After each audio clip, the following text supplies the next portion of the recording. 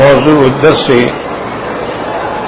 في قصة عيسى ابن مريم والرد على النصارى سورة المائدة تفسير ابن كثير. الحمد لله رب العالمين والصلاة والسلام على أشرف الأنبياء وسيد المرسلين سيدنا محمد وعلى آله وأصحابه أجمعين. اللهم صل على سيدنا محمد وعلى آل سيدنا محمد كما صليت على إبراهيم وعلى آل إبراهيم في العالمين إنك حميد مجيد. أعوذ بالله من الشيطان الرجيم. بسم الله الرحمن الرحيم. وإذ قال الله يا عيسى ابن مريم أأنت قلت للناس اتخذوني وأمي إلهين من دون الله قال سبحانك ما يكون لي أن أقول ما ليس لي بحق إن كنت قلته فقد علمته تعلم ما في نفسي ولا أعلم ما في نفسك إنك أنت علام الغيوب. ما قلت لهم إلا ما أمرتني به أن اعبدوا الله ربي وربكم وكنت عليهم شهيدا ما دمت فيهم فلما توفيتني كنت أنت الرقيب عليهم وأنت على كل شيء شهيد. إن تعذبهم فإنهم عبادك وإن تغفر لهم فإنك أنت العزيز الحكيم. قال المؤلف والمفسر رحمه الله تعالى أدام النفع بعلومه وعلومكم في الدارين آمين إلى أن قال فلما توفيتني كنت أنت الرقيب عليهم وأنت على كل شيء شهيد. قال أبو داود الطيالسي قال حدثنا شعبة قال انطلقت أنا وسفيان الثوري إلى المغيرة بن النعمان فأملى علي سفيان وأنا معه فلما قام انتصقت من سفيان فحدثنا قال سمعت سعيد بن جبير يحدث عن ابن عباس رضي الله عنهما قال قام فينا رسول الله صلى الله عليه وسلم بموعظة فقال يا أيها الناس إنكم محشورون إلى الله عز وجل حفاة عراة غرلا كما بدأنا أول خلق نعيده وإن أول الخلائق يكسى يوم القيامة إبراهيم عليه السلام ألا وإنه يجاء برجال من أمتي فيؤخذ بهم ذات الشمال فأقول أصحابي فيقال إنك لا تدري ما أحدثوا بعدك فأقول كما قال العبد الصالح وكنت عليهم شهيدا ما دمت فيهم فلما توفيتني كنت أنت الرقيب عليهم وأنت على كل شيء شهيد. إن تعذبهم فإنهم عبادك وإن تغفر لهم فإنك أنت العزيز الحكيم. فيقال إن هؤلاء لم يزالوا مرتدين على أعقابهم منذ فارقتهم. ورواه البخاري رحمه الله تعالى عند هذه الآية عن الوليد عن شعبة عن محمد بن كثير عن سفيان الثوري كلاهما عن المغيرة بن النعمان به.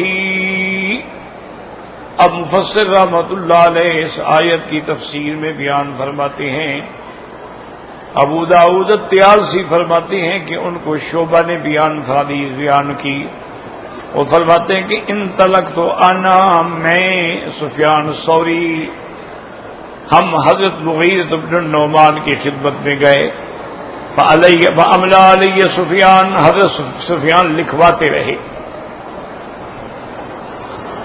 یعنی وہ فرماتے رہے اور وہ لکھا جاتا رہا۔ وَأَنَا فَأَبْلَى عَلَيَّ سُفْيَانُ وَأَنَا مَعَهُ، میں بھی ساتھ تھا۔ فَلَمَّا قَامَ انْتَصَقْتُ مِنْ سُفْيَانَ، جب مجلس ختم ہوئی تو میں نے حضرت سفیان سے وہ جو لکھوایا گیا تھا اس کو نقل کر لیا اپنے پاس۔ تو اس میں کیا تھا؟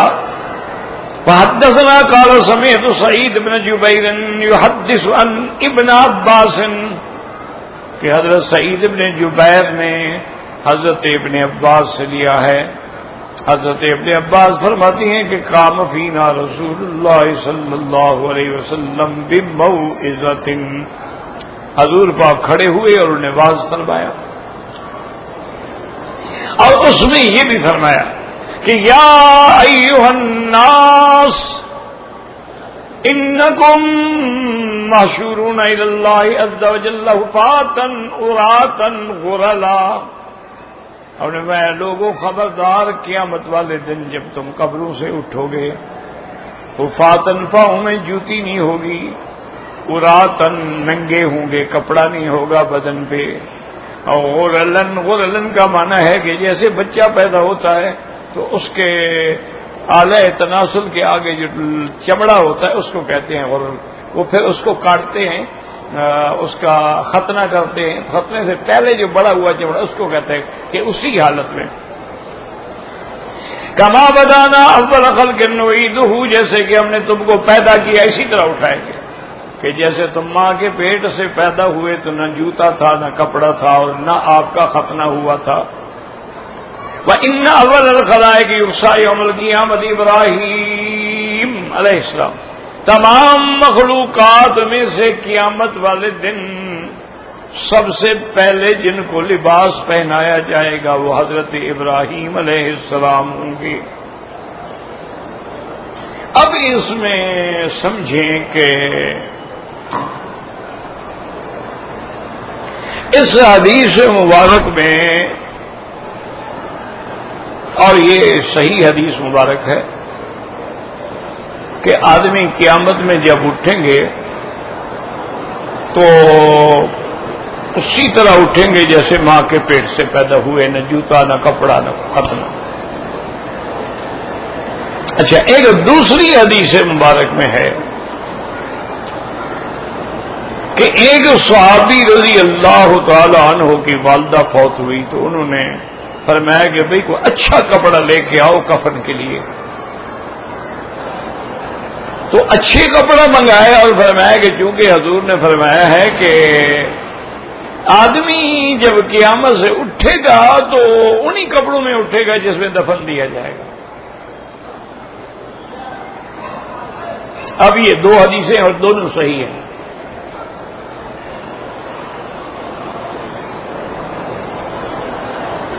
اور اسی طرح پھر یہ بھی آیا ہے کہ سب سے پہلے محشر والے دن قبروں سے اٹھنے کے بعد سب سے پہلے جس کو لباس جنت کا پہنایا جائے گا وہ حضرت ابراہیم علیہ السلام۔ تو یاد رکھو یہ بہت مشکل ہے۔ ایک تو یہ ہے کہ ایک حدیث کہتی ہے کہ جو کفن ہوگا اسی میں اٹھیں گے، ایک حدیث کہتے کچھ ہوگا ہی نہیں۔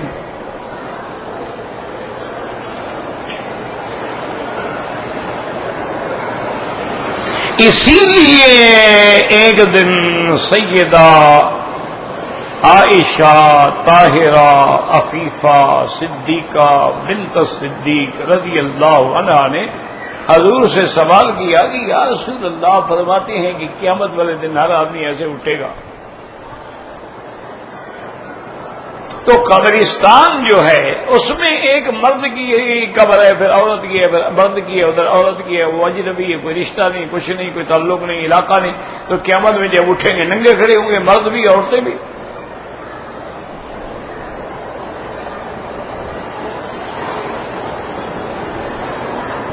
تو حضور پاک نے فرمایا عائشہ کیا کہہ رہی ہے؟ وہ تو ایسا دن ہوگا کہ آنکھیں پھٹی ہوں گی، جھکی ہوں گی تو جھکی ہوں گی، اٹھی ہوں گی تو اٹھی ہوں گی، کوئی پلک نہیں جھپک سکے گا تو دیکھے گا کیا؟ وہ ایسا دن ہے کہ اس میں لوگ ایک دوسرے کو دیکھیں گے، وہ تو سب کو اپنی اپنی پڑی ہوگی. شاخصۃ الابصار،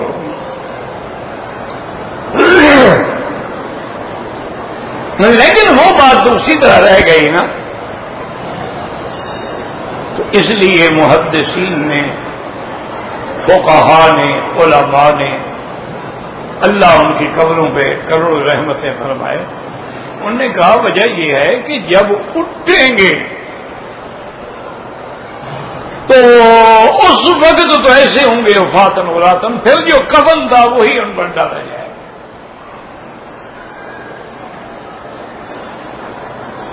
کیونکہ میدان محشر میں تو ان کو ننگا نہیں کھڑا کیا جائے گا.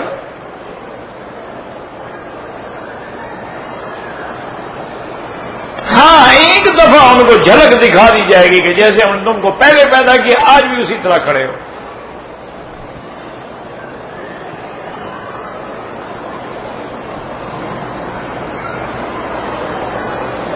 اسی طرح ایک قرآن کی آیت میں بھی ہے کہ لقد جئتمونا فرادا کما خلقناکم اول مرۃ. اللہ فرمائیں گے اچھا آج اکیلے آئے ہو، کدھر گئے تمہارے بڑے بڑے آلیہ جو بنے ہوئے تھے اور سفارشی بنے ہوئے تھے اور پیر بنے ہوئے تھے، تمہارے حاجت روا مشکل کشا ہو کدھر ہیں؟ اکیلے آ گئے ہو. اور آئے بھی اس حال میں ہو کہ جیسے ہم تمہیں پیدا کیا تھا، وہ مال، وہ دولت، وہ محل، وہ مکان، وہ کدھر ہیں؟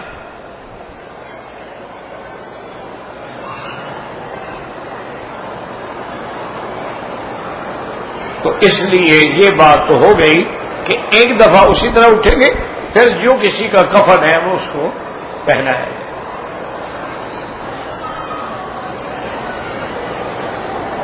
باقی یہ بھی اپنا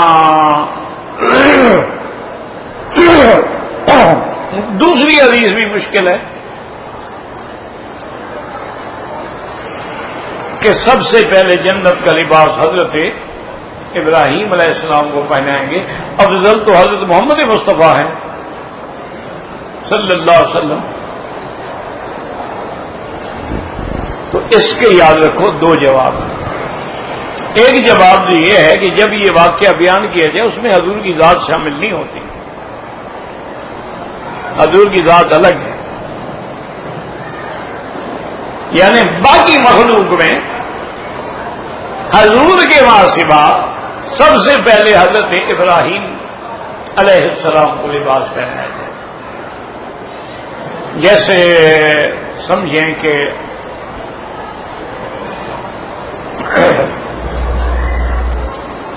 حضرت یوسف علیہ السلام کو پوری دنیا میں اللہ نے جو حسن و جمال بھیجا آدھا دیا گیا، اس میں بھی حضور شامل نہیں ہے. باقی مخلوق کی بات ہو رہی ہے. حضور کا جمال تو یوسف علیہ السلام سے کہیں زیادہ ہے.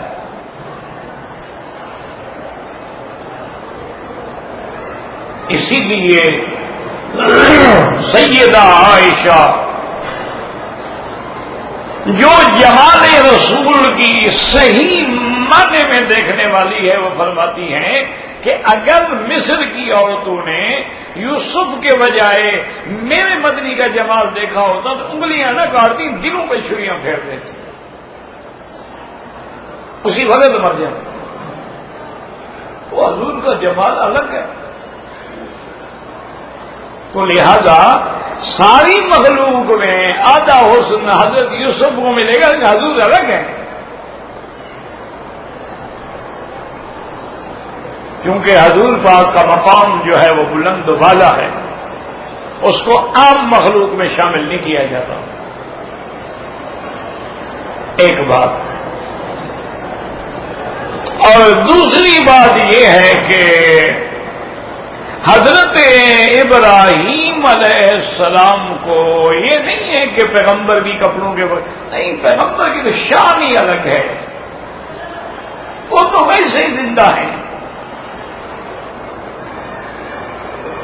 وہ تو زمانہ جاہلیت میں جب کعبہ شریف کی تعمیر ہو رہی تھی تو حضور بھی پتھر اٹھا رہے تھے کعبے کے لیے، تو آپ کے چچا ابی طالب نے کہا کہ یا محمد صلی اللہ علیہ وسلم، آپ پتھر اٹھا رہے ہیں اور آپ کا کندھا مبارک جو ہے ننگا ہے، آپ یہ چادر کھول کے کندھے پہ رکھ لیں. اس وقت مردوں کے سامنے ایک دوسرے کے سامنے ننگا پھرنا عیب نہیں تھا. جیسے ہمارے دیہاتوں میں بھی دیکھو لوگ نہر پہ آتے ہیں، ندیوں پہ آتے ہیں، ایک دوسرے کے سامنے سب ننگے نہا رہے ہوتے، کوئی کپڑا چپڑا نہیں. اب بھی یہی ہے.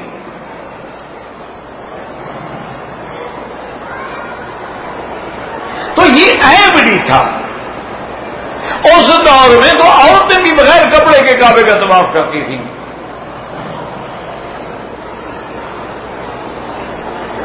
تو اگر عورتیں جس ماحول میں کپڑا اتار کے پھرتی ہوں، اگر مرد کپڑا اتارتے کیا فرق پڑتا ہے؟ اسی لیے تو حضرت موسیٰ علیہ السلام پہ اعتراض ہوا تھا نا، کیونکہ وہ کپڑا نہیں اتارتے تھے.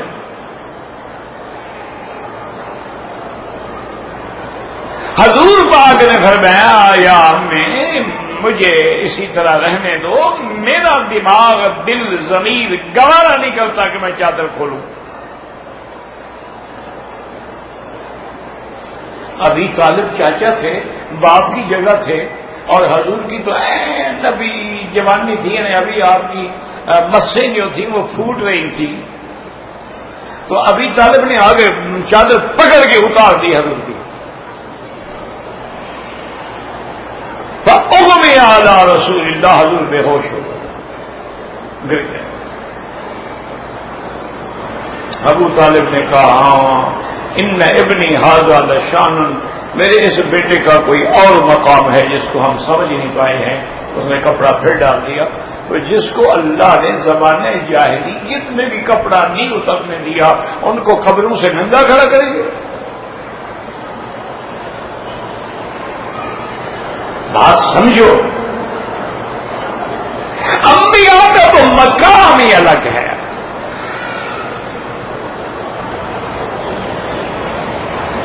اس لیے حضور فرماتے ہیں کہ سب سے پہلے میری قبر مبارک کھلے گی اور میں نے فرمایا یسعق، پھر ہے لفظ افاقہ. تو سائقہ کا معنی بے ہوشی تو ہوتا ہے، موت نہیں ہوتا. فخر موسیٰ سائقہ، جب تجلی پڑی پہاڑ پہ موسیٰ علیہ السلام گر گئے اور بے ہوش ہو گئے، یہ نہیں کہ فوت ہو گئے. تو حضور فرماتے ہیں کہ میں دیکھوں گا فَإِذَا موسیٰ علیہ السلام آخذ بقوائم العرش، کہ موسیٰ علیہ السلام عرش کے پائے کو پکڑ کے کھڑے ہوں گے. فرمایا مجھے پتہ نہیں کہ ان پر بے ہوشی آئی ہی نہیں یا مجھ سے پہلے ہوش میں آ گئے ہیں. فرمایا میں نہیں جانتا کہ بھئی موسیٰ علیہ السلام مجھ سے پہلے اٹھ کے عرش کا پایا پکڑے ہوئے ہیں کہ انہو لم یصعق، کہ اس پہ بے ہوشی آئی ہی نہیں ہے. کون سی بے ہوشی؟ وَنُفِخَ فِي الصُّورِ فَصَعِقَ مَن فِي السَّمَاوَاتِ وَمَن فِي الْأَرْضِ إِلَّا مَن شَاءَ اللَّهُ ثُمَّ نُفِخَ فِيهِ أُخْرَىٰ فَإِذَا هُمْ قِيَامٌ يَنظُرُونَ. اللہ نے فرمایا جب سور پھونکا جائے گا صائقہ، تو اب یہ بے ہوشی، پہلے لفظ ہے فاضعہ، دوسرا لفظ ہے صائقہ. مانا پہلے گھبراہٹ ہوگی، پھر بے ہوشی ہوگی، پھر بے ہوشی موت پہ چلی جائے گی. لیکن جن کو اللہ چاہے ان پہ موت نہیں ہوگی الا من شاء اللہ. تو اس لیے حضور نے فرمایا کہ میں حیران ہو گیا کہ موسیٰ علیہ السلام کو یا تو بالکل وہ بے ہوشی ہوئی نہیں ہے یا مجھ سے پہلے ہوش میں آ گئے. شاید اللہ نے جو طور پہ ان کو بے ہوشی ہوئی تھی دنیا میں، اللہ کے تجلی پر اللہ نے اس کا بدلہ دیا ہے کہ آج وہ بے ہوش نہ ہوں. تو اس لیے وہاں تو مسئلہ ہی بے ہوشی کا ہے، موت والا مسئلہ ہی نہیں، موت آئی آ گئی خلاص، اس کے بعد روح کا تعلق جڑ گیا۔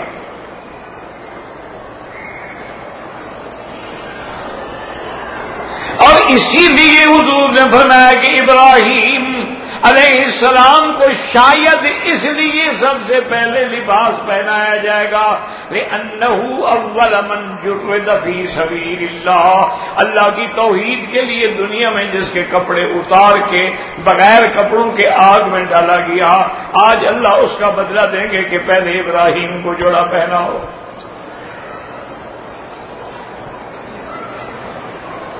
دو باتیں ہو گئی، اور تیسری بات بھی سمجھا کرو کہ ایک ہوتی ہے جزئی فضیلت اور ایک ہوتی ہے کلی فضیلت۔ اب سیدنا عثمان باعتبار حیا کے جزئی فضیلت میں سب صحابہ سے بڑے ہوئے ہیں۔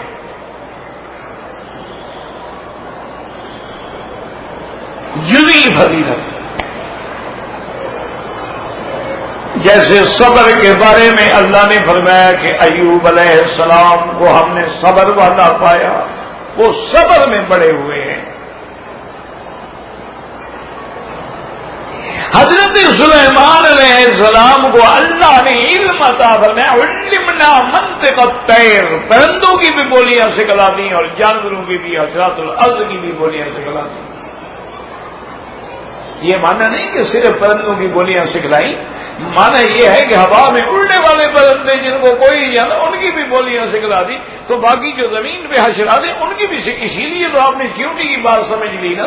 اب چیونٹی پرندہ تو نہیں ہوتا، چیونٹی جو ہے وہ حشرات الارض میں ہے۔ اللہ اکبر اللہ اکبر۔ اس زمانے کے چیونٹیوں میں بھی حیا تھا کہ اپنی قوم کو بچا رہی ہے کہ خبردار خبردار، جلدی کرو بلو میں گھس جاؤ، لا یحطمنکم سلیمان وجنودہ، سلیمان علیہ السلام ان کا لشکر تمہیں پاؤں کے نیچے رگیب کے مار نہ ڈالے۔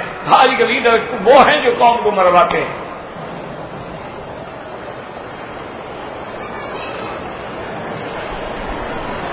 انا للہ و انا الیہ راجعون۔ تو اس لیے یاد رکھیں یہ جزئی فضیلت، حسن جزئی فضیلت ہے، صبر جزئی فضیلت ہے۔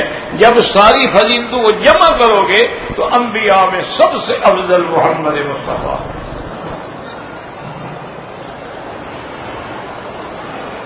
کہ جو خوبیاں اور انبیاء میں تھیں ان کو جمع کر کے اللہ نے محمد مصطفیٰ میں رکھ دیا۔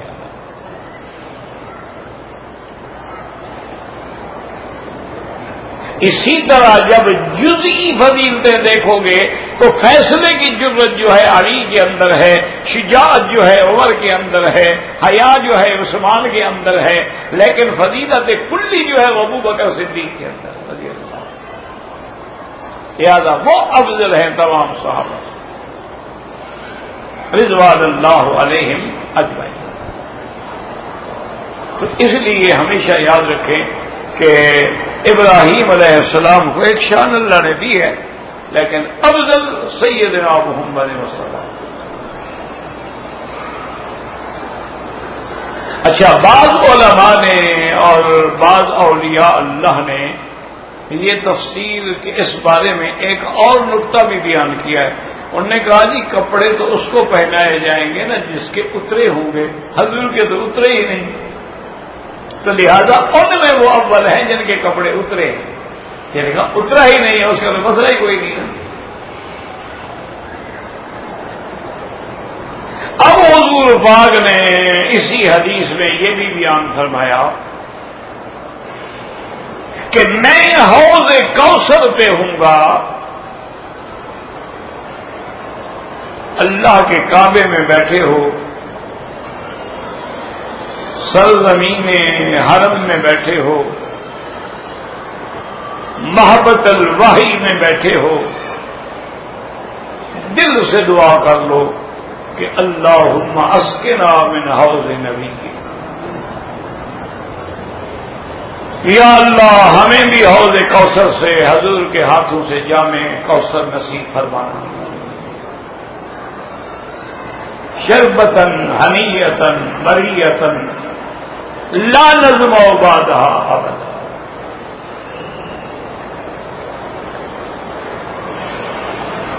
یہ دعا جو ہے نا لا نظم بعدہا، یہ بھی یعنی ایک شان ہے حوض کوثر کی، ورنہ جنت میں تو کسی کو ویسے بھوک پیاس نہیں لگے گی، وہاں تو بھوک پیاس ہوگی نہیں، لا تعب ولا نصب۔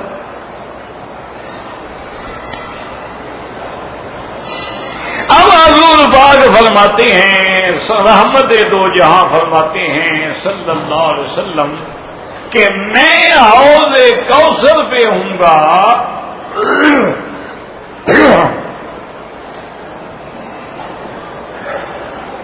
تو میں دیکھوں گا کہ کچھ لوگ میری طرف آ رہے ہیں، حوض کوثر کی طرف آ رہے ہیں، لیکن ملائکہ ان کو دھکے دے دے کے ہٹا رہے ہیں۔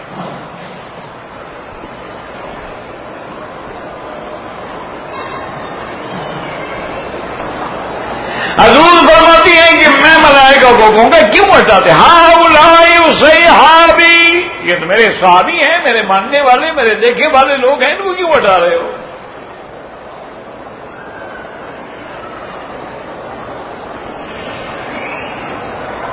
بعض لوگوں نے یہ بھی لکھا ہے کہ حضور پہچانیں گے ان کو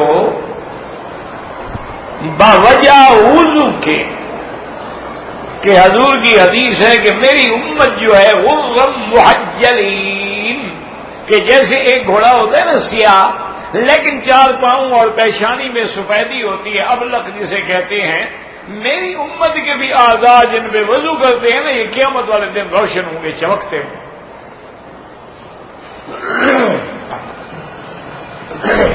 تو وہ کہتے ہیں حضور اس وجہ سے پہچانیں گے کہ یہ تو میرے لوگ ہیں، لیکن یہ بڑی عجیب کمزور جواب ہے۔ آپ تو فرما رہے ہیں وہ صحابی میرے صحابی ہیں، یہ نہیں فرما رہے میری امت کے لوگ ہیں۔ تو اب ملائکہ عرض کریں گے کہ یا رسول اللہ انک لا تدری ما احدثوا بعدک، آپ کے علم نہیں ہے کہ آپ کے جانے کے بعد ان نے کیا کیا۔ تو یاد رکھیں ان سے وہ لوگ مراد ہیں جو منافق تھے، ظاہر میں ایمان تھا لیکن اندر کفر تھا، لیکن حضور کے صحابہ تو کہلائے جاتے تھے، حضور کے ساتھ مسجد میں نماز بھی پڑھتے تھے، جنگ میں بھی ساتھ جاتے تھے۔ اور دوسرا وہ لوگ ہیں جو اسلام حضور کی وفات کے بعد مرتد ہو گئے،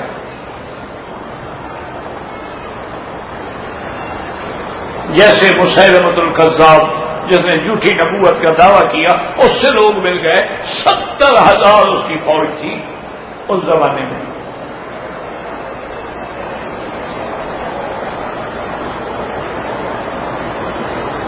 تو یہ مراد ہے کہ وہ لوگ جو مرتد ہو گئے، احداث و ابداع میں پڑ گئے، وہ لوگ جو راستے سے ہٹ گئے اور سیدنا عثمان کے قاتل بن گئے۔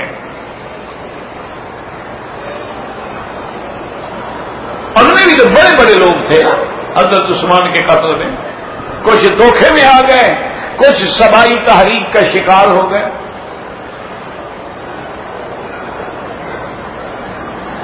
تو اب حضور فرماتے ہیں کہ میں کہوں گا سحقن لہم سحقن لہم، یہ بات ان کو دبا اور لے جاؤ، ان کو کوئی حق نہیں میرے حوض پہ آنے کا۔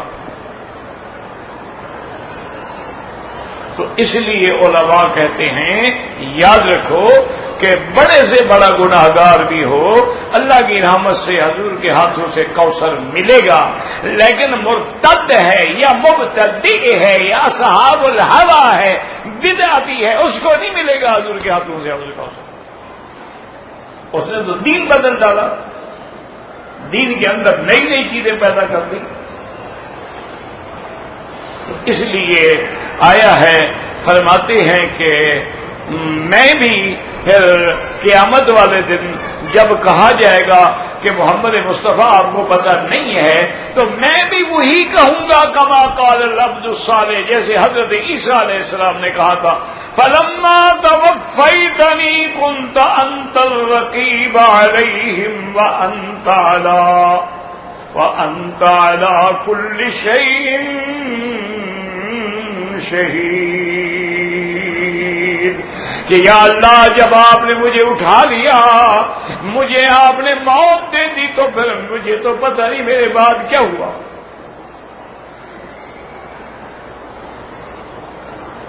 تو آپ جاننے والے ہیں ان تعذبهم فانهم عبادك وان تغفر لهم فانك انت العزیز الحکیم۔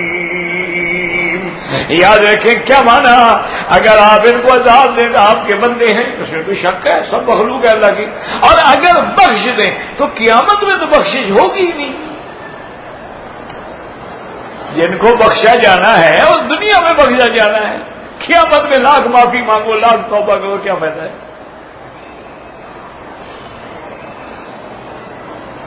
قیامت میں تو سارے کافر کہیں گے، توبہ بھی کریں گے، قسمیں بھی کھائیں گے، ہم نے تو شرک کیا ہی نہیں، واللہ ربنا ما کنا مشرکین، ہم جن کو سجدے کرتے تھے، ان پہ چڑھاوے چڑھاتے تھے، غلاف ڈالتے تھے، خوشبوئیں لگاتے تھے، ان کے آگے جا کے خیرات کرتے تھے، اٹے گھٹ، یا اللہ یہ تو آپ کے پیارے سمجھ کے ہم کرتے رہے، ان کو خدا تھوڑا سمجھا تھا ہم نے۔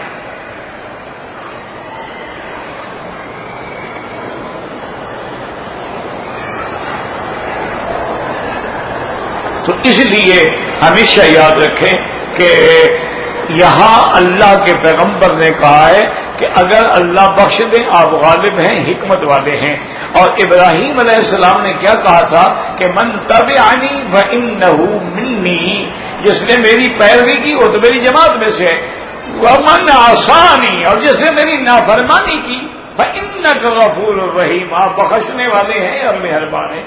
انہوں نے غفور الرحیم کہا، اس پیغمبر نے غفور الرحیم نہیں عزیز الحکیم کہا۔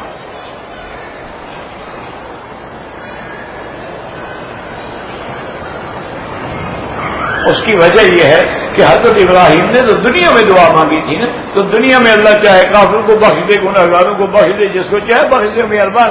اور عیسیٰ علیہ السلام تو آخرت میں دعا کر رہے ہیں نا، اور کہہ رہے ہیں کہ اللہ آپ غالب، یعنی فیصلہ آپ کا یہی ہے کہ یہ جہنمی ہے، لیکن اگر آپ چھوڑ دیں تو آپ کو کون پوچھنے والا ہے، آپ تو غالب ہیں۔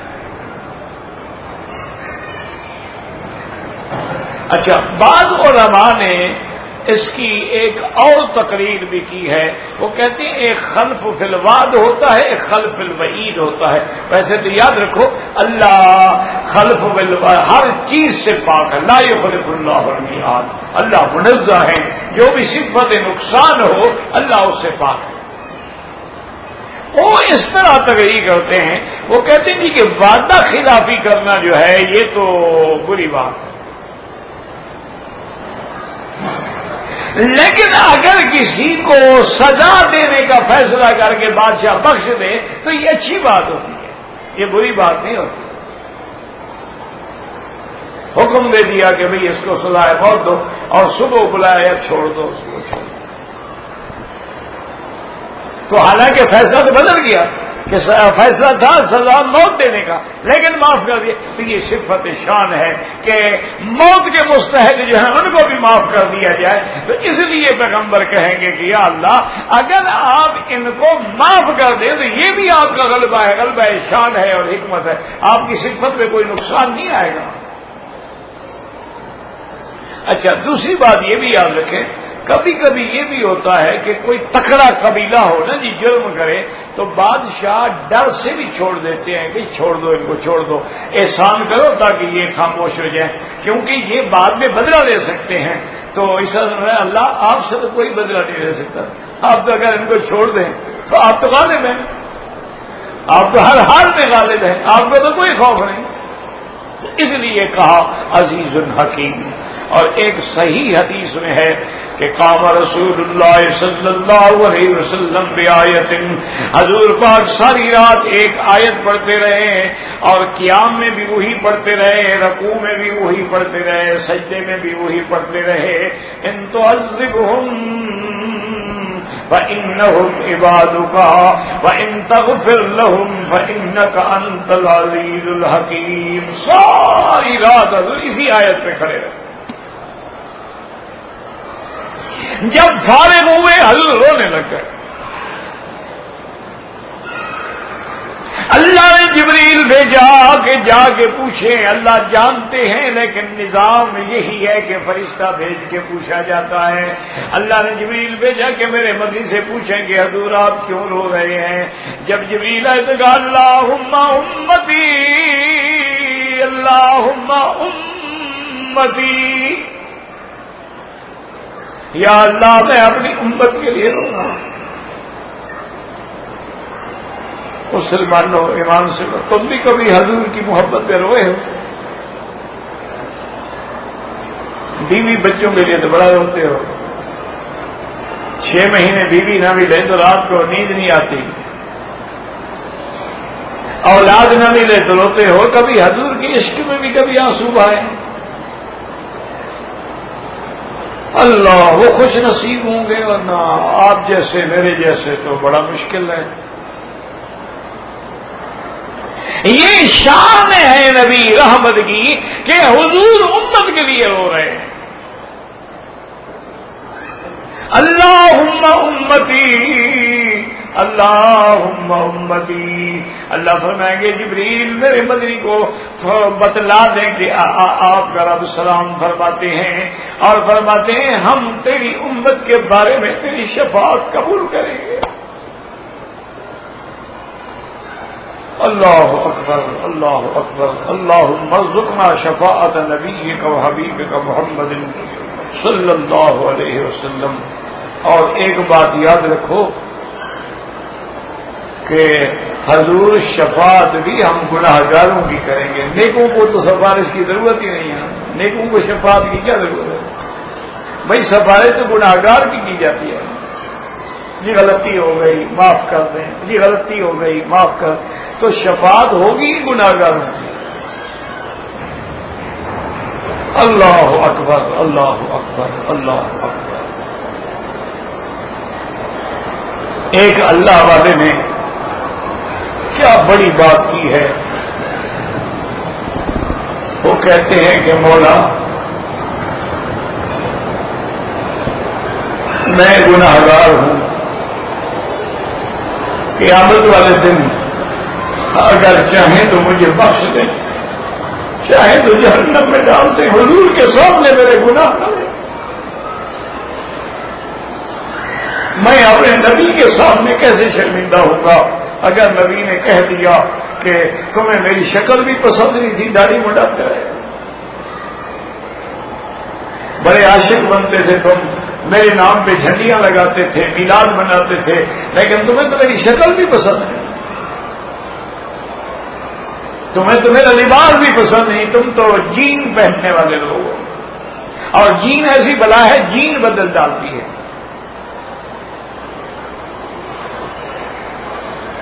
اور مستقل اللہ کا عذاب ہے، بتائیے کیسے پہنتے ہیں؟ ہمارے یہاں پہ گھوڑے گدھے پہ ڈالے جاتے تھے یہ کپڑے، یہاں فیشن میں اب تو عورتیں پہنتی ہیں، انا للہ و انا الیہ راجعون۔ علامات قیامت ہے، حرم کے اندر جاؤ یا باہر نکلو، اب حرم نہیں لگتا، اسٹیڈیو لگتا ہے، ہر جگہ کیمرہ ہے، ویڈیو ہے، فوٹو ہے، تصویریں ہیں۔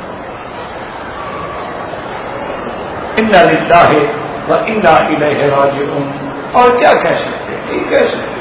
تو اس لیے حضور نے جب دعا مانگی اللہ نے آپ کی دعا کو قبول فرمایا، اور دعا کریں کہ اللہ تبارک، اس لیے یہاں آ گیا ان ہؤلاء، یہ جو ہیں لم یزالوا مرتدین علی اعقابہم منذ فارقتہم، یہ الٹے پھر گئے، دین چھوڑ گئے، اسلام چھوڑ گئے۔ رواہ البخاری انداز آیت نبی وجن شعبتا وعن محمد بن سیرین سوری کلاہما المغیرۃ بن نعمان وقول ان تعذبهم فإنهم عبادك وإن تغفر لهم إنك أنت العزيز الحكيم. هذا الكلام يضمن رد المشيئة لله عز وجل، یعنی ہر چیز آپ کے ہاتھ میں ہے. فإنه الفعال لما يشاء، آپ جو چاہیں کریں، آپ سے کوئی پوچھ نہیں سکتا ہے. الذي لا يسأل ما يفعل يسألون ويتضمن التبرئ من النصارى الذين كذبوا الله ورسوله. اور اس آیت میں حضرت عیسیٰ علیہ السلام کی برات ہے نصرانیوں سے جنہوں نے حضرت عیسیٰ کو خدا بنایا، خدا کا بیٹا بنایا. وجعلوا لله ندا وصاحبة وولدا، اللہ کے لیے اولاد بناتے رہے، بیوی بناتے رہے. تعالی اللہ ما يكون کبیرہ. وهذه الآیت لها شأن عظیم، اس آیت کا بڑا شان ہے. وَنَبَأٌ عجیب، بڑی عجیب خبر ہے. وَقَدْ وَرَدَ فِي الْحَدِيثِ إِنَّ النَّبِيَّ صَلَّى اللَّهُ عَلَيْهِ وسلم يرددها، کہ اس ایک آیت کو حضور ساری رات پڑھتے رہے حتیٰ کہ صبح ہو گئی. واللہ اعلم. اللہ اکبر، اللہ اکبر، اللہ اکبر. کہتے جی کہ ہمارے ملک میں تبلیغ والے کہتے ہیں اللہ کی راہ میں جو جاتا ہے اس کی نماز 49 کروڑ نمازوں کے برابر ہے. تو اگر آپ کو تکلیف ہے تو ثواب کم کر دیں،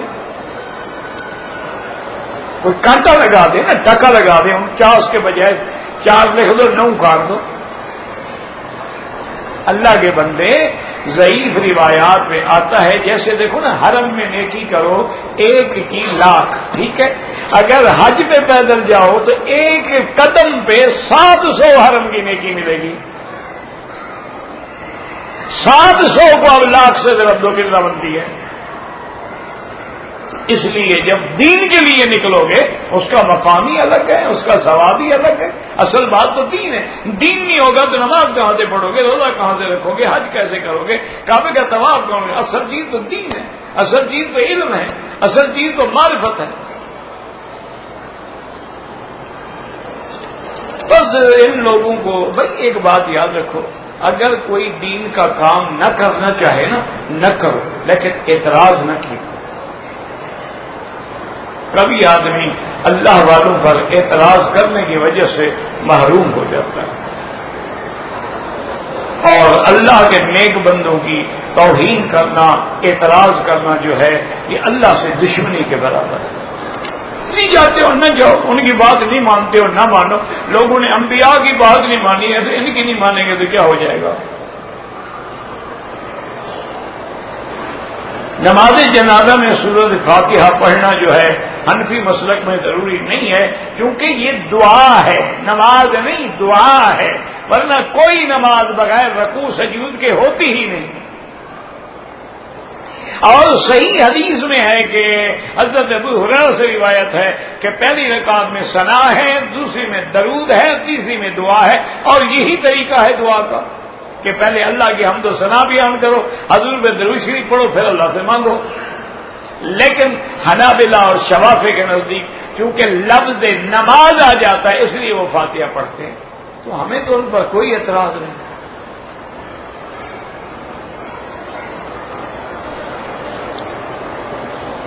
میں مدرسہ بنانے کے لیے کوشش کر رہا ہوں.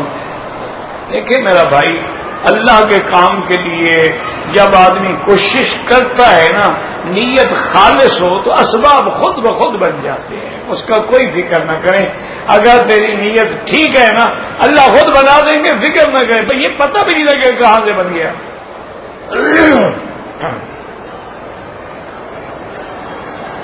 جو لوگ مر گئے ان کو خبر دی جاتی ہے کہ تمہارے خاندان میں سے کسی نے تمہارے لیے حج کیا، تو بالکل دی جاتی ہے اور وہ خوش ہوتے ہیں. ایک حدیث میں ہے وہ انتظار میں ہوتے ہیں.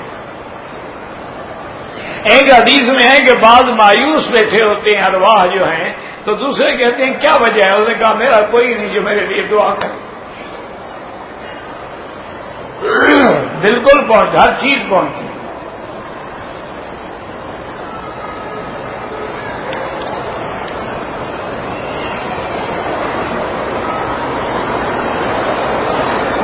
کہتے جی کہ ایک آدمی نے اجنبی ہے، مکہ میں رہتا ہے، عید الفطر مدینہ منورہ میں ادا کی، واپسی پہ آیا، عمرہ نہیں کیا، اس پر عمرہ نہ کرنے کی دم پڑ گئی، اس کو میقات سے عمرہ کرنا چاہیے تھا۔ اب حج کرے، ٹھیک ہے، حج پہ افراد ہے، لیکن وہ عمرہ بھی کرے اور دم بھی دے۔ نماز مغرب سے پہلے جو دو سنتیں ہیں یہ مستحب کے درجے میں ہیں، کوئی پڑھے کوئی نہ پڑھے، لیکن احناف کے نزدیک افضل یہ ہے کہ نہ پڑھے، لیکن چونکہ یہاں وقت ہوتا ہے، ہمارے یہاں تو وقت نہیں ہوتا نا، اذان ہوئی نماز کھڑی ہو گئی، یہاں وقت ہوتا ہے تو وہ بہتر ہے کہ بندہ فارغ بیٹھا رہتا ہے تو اچھا ہے کہ 2 رکعت ہو جائے۔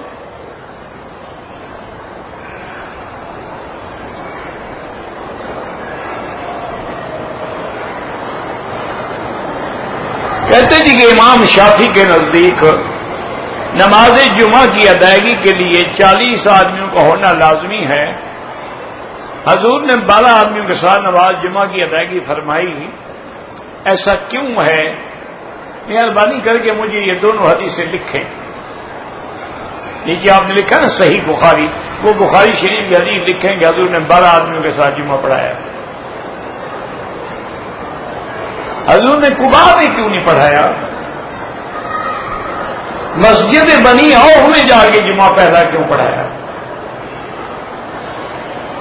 پر اس کی بھی تحقیق کر لینا، پھر تمہیں حدیث سمجھ آ جائے گی۔ دیکھو نا، ایک ہوتے ہیں حالات، یہی مشکل ہے۔ مثلا ایک مسجد ہے، جامع مسجد ہے، جمعہ جس میں 10 صفیں ہوتی ہیں، کبھی حالات ایسے ہو گئے، بارش آ گئی، آندھی آ گئی، راستے بند ہو گئے، صرف 10-12 آدمی پہنچے، اب جمعہ تو نہیں بند کریں گے، جمعہ تو ہوگا۔ اب یہ مانا تو نہیں کہ جہاں 12 آدمی اکٹھے ہو تم جمعہ شروع کر دو۔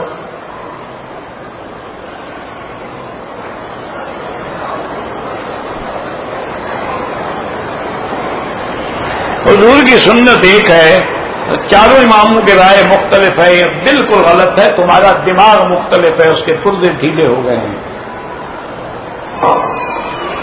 آدمی کا پرزہ ڈھیلا ہو جائے نا تو کبھی دماغ ادھر کبھی ادھر، یہ تمہارے دماغ کے پرزے ڈھیلے ہو گئے۔ سنت میں اختلاف ہوتا ہے نہیں، جاہل آدمی اس جگہ اختلاف ہوگا جو فروعی مسئلہ ہے، ثابت نہیں ہو رہا کہ حضور سے 4 رکعتیں ثابت ہے یا 2 ہے یا دونوں حدیثیں ثابت ہیں۔ کوئی امام حضور کی سنت کا مخالف نہیں ہو سکتا، تیرے جیسا جاہل ہو سکتا ہے۔ جو سنت کا مخالف ہو مسلمان ہی نہیں تو امام کیسے بن گیا؟ لیکن تمہیں کچھ نہ ہے، تمہیں تو لفظ امام کا معنی بھی نہیں آتا۔ کیا معنی ہے امام کا؟ 12 امام ہوں گے میری امت میں، کیا معنی ہے؟ وجعلنا للمتقین اماما کیا معنی ہے؟ ومن ذریتی قال لا ینال احد الظالمین کیا معنی ہے؟ امامت میں، نبوت میں، عصمت میں کیا فرق ہے؟ تمہیں یہ نہیں آتا تو خام خواہ ائمہ پر باتیں کرتے ہو، عاقبت خراب ہو جائے گی۔ حضرت مولانا نذیر حسین دہلوی جو اہل حدیث کے بڑے علماء میں سے تھے، چوٹی کے علماء میں سے، جو بڑے بڑے لوگ گزرے ہیں نا، مولوی صلاح اللہ مرسری، مولانا محمد حسین بٹالوی، اسی طرح مولانا نذیر حسین دہلوی، تو یہ بڑے لوگ تھے۔ اسماعیل غزنوی، شیخ داؤد غزنوی، عبد الغفار سلفی، عبد الست رحمت اللہ، یہ بڑے لوگ تھے علماء اہل حدیث کے۔ انہوں نے لکھا ہے کہ آج کل ہمارے زمانے میں کچھ نوجوان ایسے پیدا ہوئے ہیں، نام حدیث کا لیتے ہیں لیکن گمراہ ہیں، یہ حدیث کا معنی ہی نہیں جانتے۔ ایک آدمی ان کی مسجد میں پڑھتا بھی تھا اور نماز بھی لازماً حضرت نذیر حسین رحمت اللہ علیہ کے پیچھے پڑھتا تھا۔ ایک دن آیا تو آپ نے کہا بھائی آج کل کون سی کتاب؟ نے کہا جی امام ابو حنیفہ کے خلاف میں لکھ رہا ہوں۔ امام ابو حنیفہ تو کچھ بھی نہیں تھے، ان کو 17 حدیثیں آتی تھی، مجھے تو ان سے بھی زیادہ حدیثیں یاد ہیں۔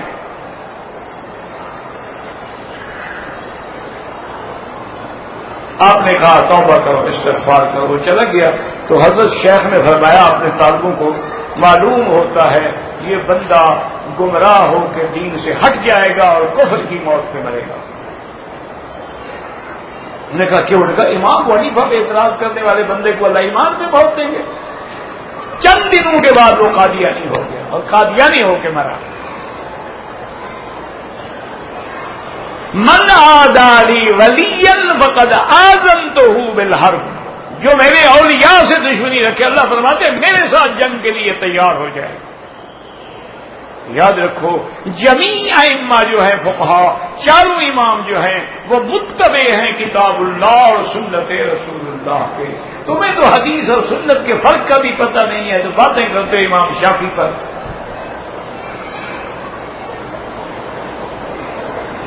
اللہ ان کی قبروں پہ کروڑوں رحمتیں فرمائے. دعا جو ہے سیدھی اللہ سے مانگو.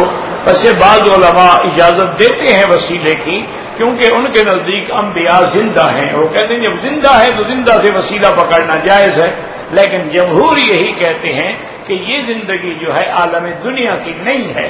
لہذا اور قرآن بھی یہی کہتا ہے کہ ادعونی، مجھ سے براہ راست مانگو.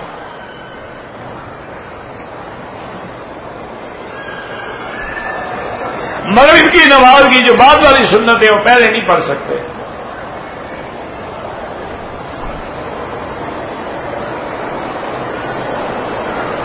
حنابلہ کے نزدیک جمعہ کی ادائیگی دیوال آفتاب سے پہلے حنابلہ سے جا کے پوچھیں. یہاں تو حنبلی موجود ہے نا، علماء بھی موجود ہے، مفتی بھی موجود ہے، دارالفتاء بھی موجود. ان سے جا کے پوچھیں تمہیں مسئلہ بھی سمجھائیں گے اور انشاءاللہ آئندہ تم پوچھو گے بھی نہیں، اچھی طرح تمہیں سمجھا دیں گے. احرام باندھا ہوا ہو، احترام ہو جائے، کوئی بات نہیں، غسل کرے، نہا لے، کپڑا دھو لے اور اپنا عمرہ کرے. یہ تو اس کے ہاتھ میں تھوڑا ہے. وہ تو سو گیا، نیند آ گئی، احترام ہو گیا، کیا کرے گا؟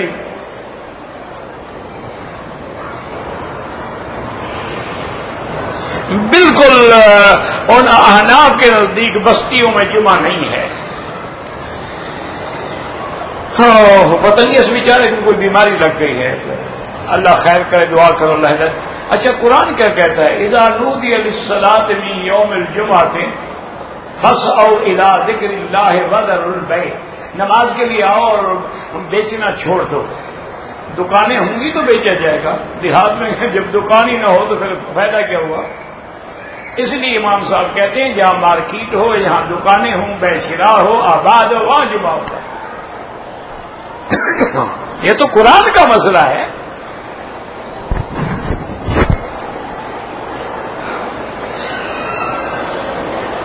رفع یدین کرنا جو ہے بعض ائمہ کے نزدیک سنت ہے، احناف کے نزدیک سنت نہیں ہے، اس لیے کہ ترک رفع یدین بھی ثابت ہے کہ حضور نے منع کیا.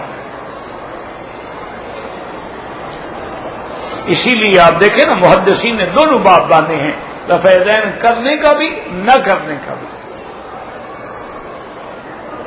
اونٹ کا گوشت کھانے سے حنابلہ کے نزدیک وضو دوبارہ کرے، احناف کے نزدیک کلی کر دے. وہ کہتے ہیں وضو سے مراد لغوی وضو ہے، وضو سے مراد شرعی اور اصطلاحی وضو نہیں ہے. لیکن حنابلہ فرماتے ہیں کہ نہیں، پورا وضو کرے. ان فیہ دسامۃ، اس کے اندر ایک خاص سکناہٹ ہوتی ہے جو دور نہیں ہوتی. میرے خالہ زاد بھائی کے دونوں گردے خراب ہو گئے، اللہ شفا عطا فرمائے. عمرہ کرنے سے حج ضروری نہیں ہوتا. یہی تو مشکل ہے نا لوگوں کے گلے میں پڑی ہوئی ہے. حج زندگی میں ایک دفعہ فرض ہوتا ہے، پھر 100 عمرے کرتے رہو، ضروری تو نہیں کہ حج کرو. وہ تو مسئلہ یہ ہے کہ ایک آدمی نے زندگی میں حج نہیں کیا، اشہر حج میں مکہ پہنچ کے عمرہ کر لیا، تو اب بعض فقہا فرماتے ہیں کہ اس نے گویا اپنے ذمے استطاعت حج ثابت کر دی، لہذا حج کرے.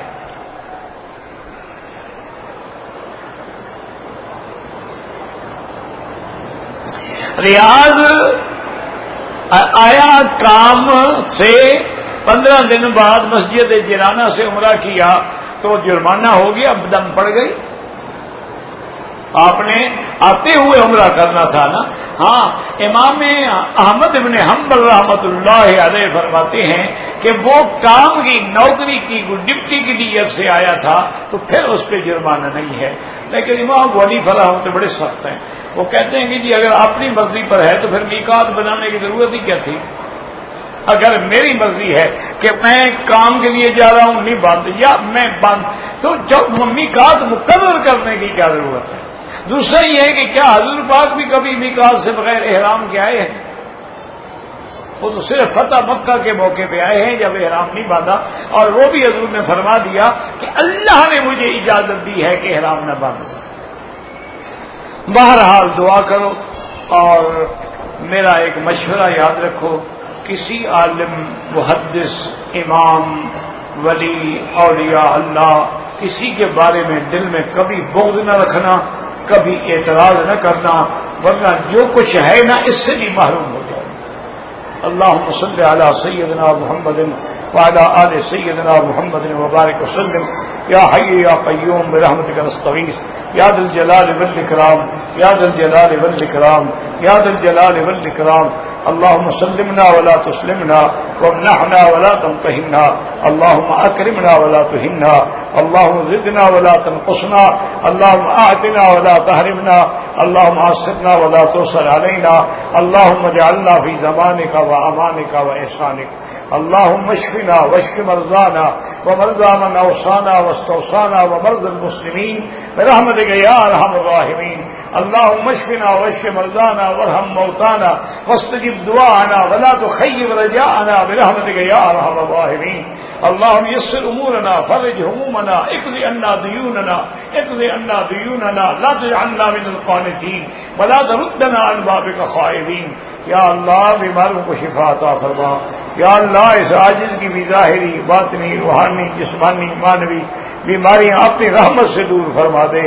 یا اللہ دین کے کام کرنے کی توفیق عطا فرما. دین کے کام کرنے والوں کی قدم قدم میں نصرت اور مدد فرما. یا اللہ بے دینوں کو دین عطا فرما, بے اولادوں کو اولاد عطا فرما, اولاد صالح عطا فرما. جن کی اولادیں ہیں ان کو صالح بنا.